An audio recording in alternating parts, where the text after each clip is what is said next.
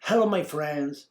I have to tell you how I came to create these speakers that I call Mr. A and Lady O, with their sound that provokes amazing effects. In conjunction with the contemplation of the painting The Gate of Ecstasy that I experiment every night in the Ecstasium. I remind you that this mandala painting represents the door in the sky described at the beginning of the book of Revelation. It happened in several stages, the beginning of which I have already told you about with the Amazons. There were many trials and many difficulties that I had to solve by myself. I will have to describe some technical aspects that will make you appreciate the complexity of this research out of the box. I specify that it took place in parallel with choice of the painting, the electronic painting, the acoustic of the room and the seat, the pleasure light and the music. That's why I felt tired at times, not only physically, but also morally, with no support other than the strength that pushed me. And also because I realized that I couldn't go backwards in this quest and that I had to keep going despite all the difficulties, the setbacks, the many failures. I felt like I had to start over and over again in pursuit of an elusive dream. But what a fabulous adventure in a small room, and what happiness! November 1st, 1990. I arrived at Yves, a very famous acoustician out of breath. He lives on the fifth floor without an elevator. For a long time, I knew his tube amplifiers sold in kits. One day, in the store where I was buying speakers, I heard him talking with the owner. Having identified him, I arranged to go out at about the same time. I start a conversation, talk to him about my research on sound and the visualization of music. He invites me to come to his place. When I enter, I am surprised by the general mess. Everywhere, on all the furniture, on the floor, electronic components, amps, speakers. The small room where he demonstrates his equipment is as crowded as the others, which proves that he didn't realize the importance of acoustics. He doesn't just make tube amps. He also looked at the most common and cheapest transistor amps, the so-called class AB amps, and showed me that their sound could be more natural than the tube amps, which are considered better. It opens new horizons for me, much less expensive. Above all, he also tackled the speakers.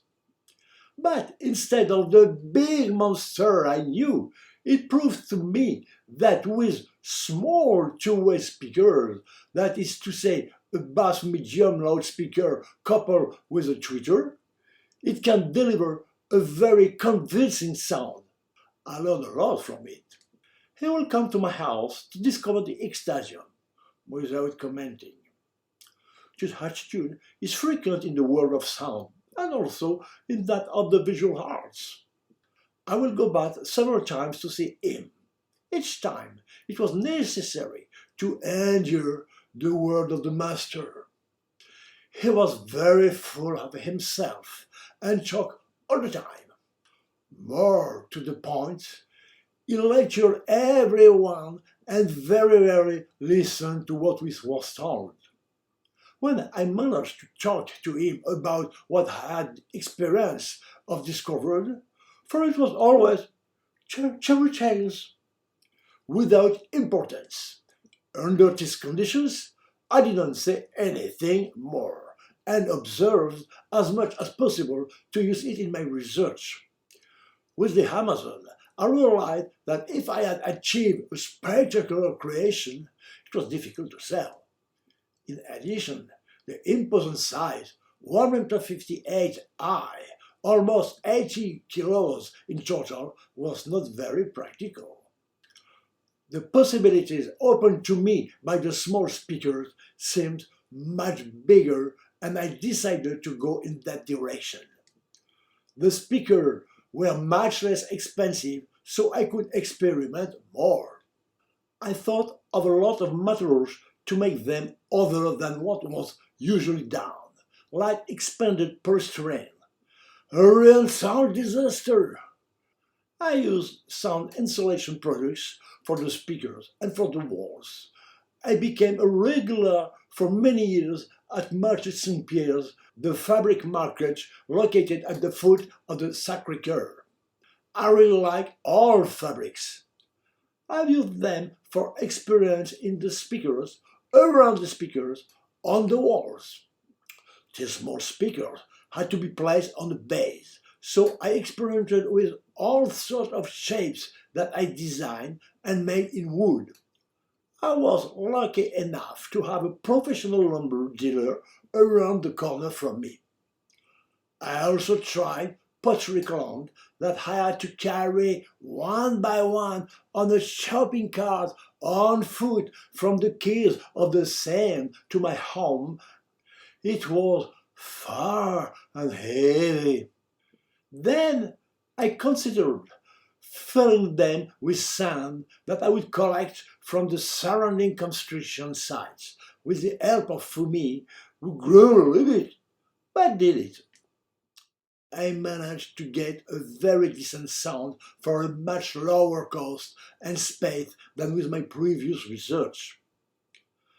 Advised and modified by Koshi, the sound amplifier was very cheap, especially compared to what I was using before.